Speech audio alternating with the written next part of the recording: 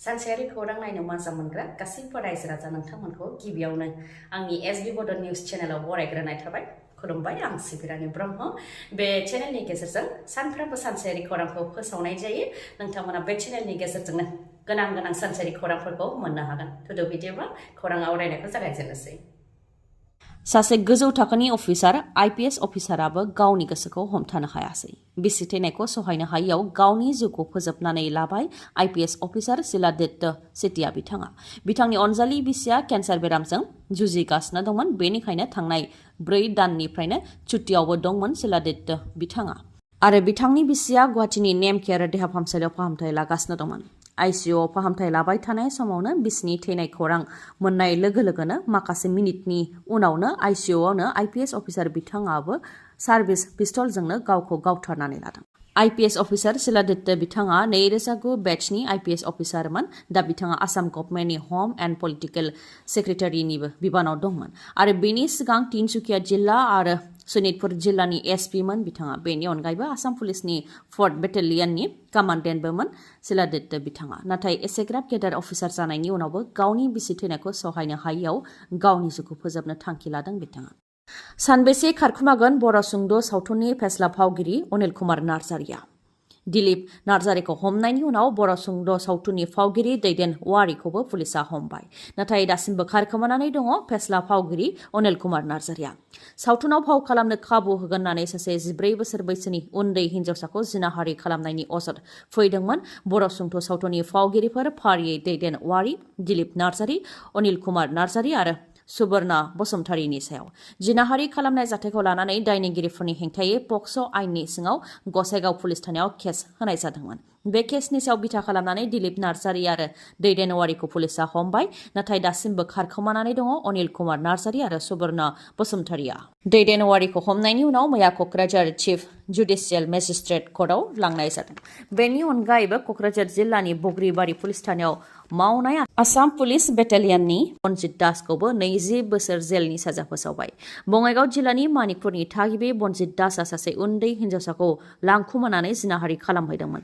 बे जाथायखौ लानानै बग्रिबारि पुलिस थानायाव गसर होनायनि उनाव पक्स' आइननि सिङाव बनजित दासखौ 20 बोसोर जेलनि साजा फोसावनायजों लोगोसे 10,000 रां जुरिमानाबो फोनांबाय।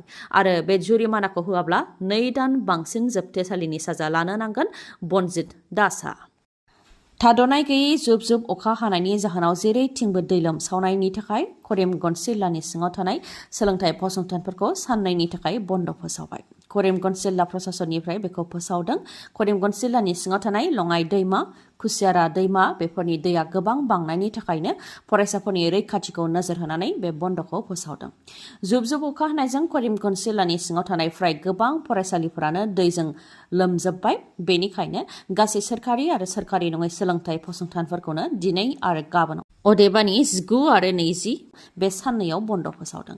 नाथाय जायफोर सोलोंथाइ फसंथानफोराव आनजाद जागासिनो दं बा आनजादनि थाखाय फोसावखाबाय, बेफोर सोलोंथाइ फसंथानफोराव बे बन्द'आ जानाय नङा। ओजोंहाय बोथोर बिगियाना क'क्राझार, चिरां, बाक्सा, बङाइगाव, बरपेटा रड बेफोर जिल्लाफ्रावबो गोजा गाबनि सांग्रांथि फोसावबावदों। बेफोर जिल्लाफ्राव आरोबाव गोबां अखा हाबावगोननि सांग्रांथि होदों बोथोर बिगियाना। बेफोर जिल्लानि अनगायैबो कामपुर, बरक, करिमगन्ज, हजाइ, गहपुर, सापर बेफोर जिल्लाफोराव अखा हानायनि थाखाय गोबां दैबाना जादों। दैबाना जानायजों हा गिसिगानाय, लामा बायफ्लंनाय, दालां बायनाय बायदि जाथायफोरा जादों बेफोर जिल्लाफोराव।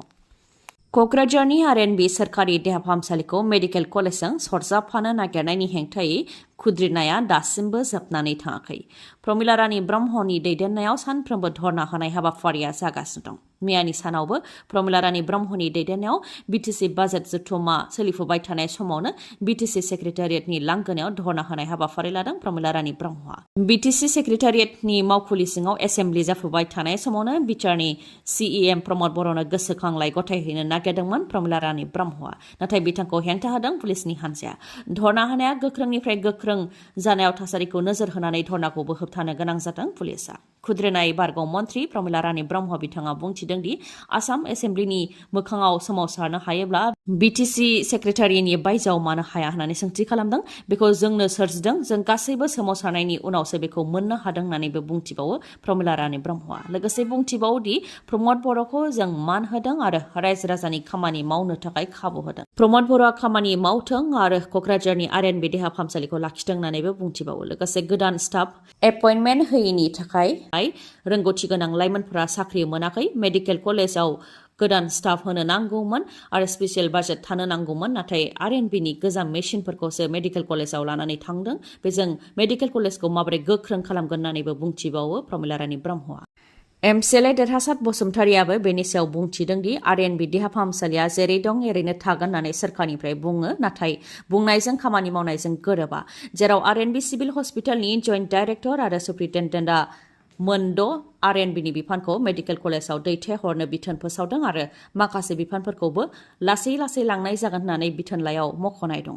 एनएमसिनि गाइडलाइन बायदियै बेरामि दिन्थिनो नांगौ होननानै आरएनबि देहा फाहामसालिनि बेरामिफोरखौ लानानैसो मेडिकेल कलेजा सोलिगासिनो दं। बेखौ एनएमसिनो दिन्थिनो नाजानाया गोरोन्थि।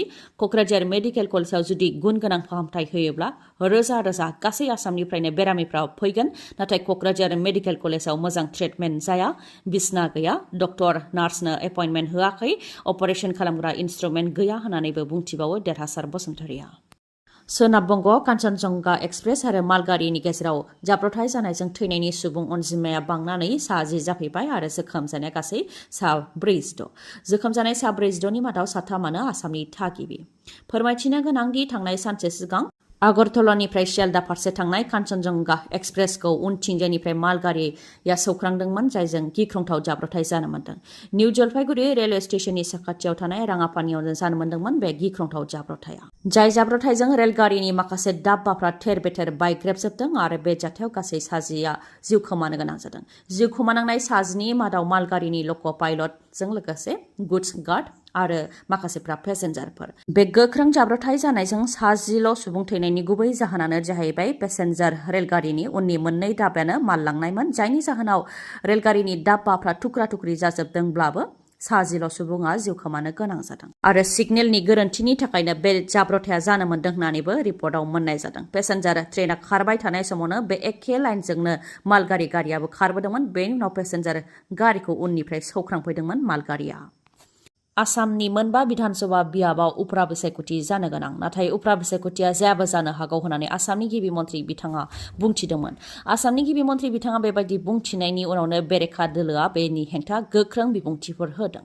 कंग्रेस दोलोनिफ्राय फोरमायथिदों दि बिजेपिनि थासारिया दा मोजां नङा, बेनिखायनो डक्टर हेमन्त बिश्व शर्माया बेफोर खोथाखौ बुंदों। नाथाय संबिधाननि बायदिब्ला बिधानसभा बा लकसभानि बियाबानो जायाथों मानो मोनसे बियाबखौ 6 दाननि बारा लांदां दोननो हाया आरो गिबि मन्थ्रिया इलेक्शन कमिशन बायदि खामानिखौ मावनो हाया। बेनिखायनो बे मोनबा बिधानसभा बियाबाव जाहाथे उफ्रा बिसायख'थि जायो, बेनि थाखाय गिबि मन्थ्रिखौ नारसिनगोन होननानै बुंथियो कंग्रेस दोलोनिफ्राय।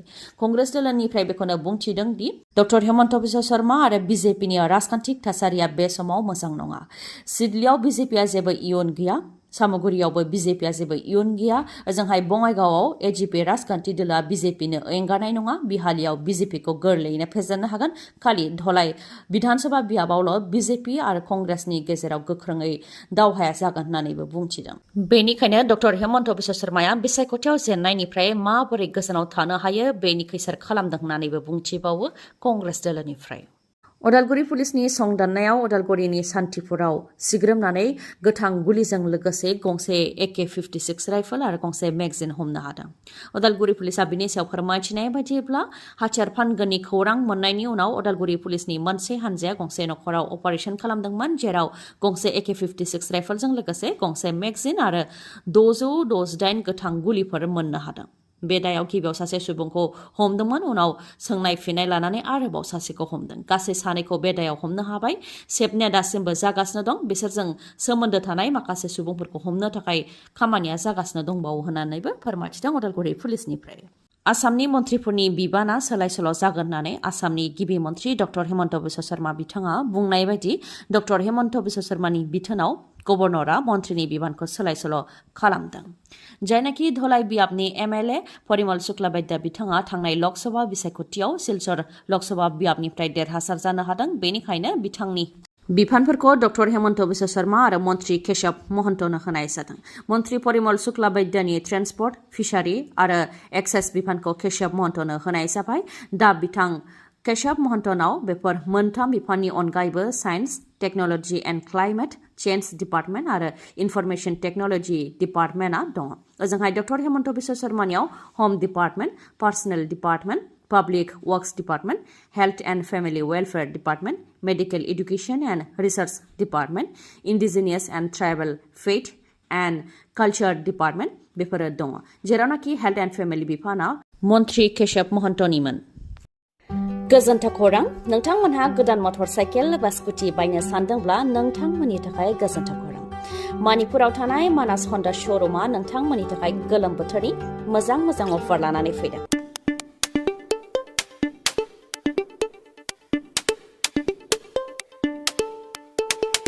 अफारफोरा जाहैबाय 5,999 रांनि एयार कुलार मोननो हागोन, बेसेन नाङालासे गंनै हेलमेट मोननो हागोन आरो बेसेन नाङालासे 5 लिटार पेट्रल मोननो हागोन। जायखिजाया मटर साइकेल बा स्कुटिखौ बायोब्लानो नोंथांमोनहा बे अफारखौ मोननो हागोन। लोगोसे जायखिजाया कम्पानिनि गोजाम मटर साइकेल बा स्कुटिखौ सोलायनानैबो गोदान मटर साइकेल बा स्कुटि बायनो हागोन नोंथाङा। जुदि नोंथाङा बेफोर खाबुखौ गावनि खालामनोब्ला थाबैनो मणिपुरनि मानास हन्डा श'रुमाव खौरां लादो।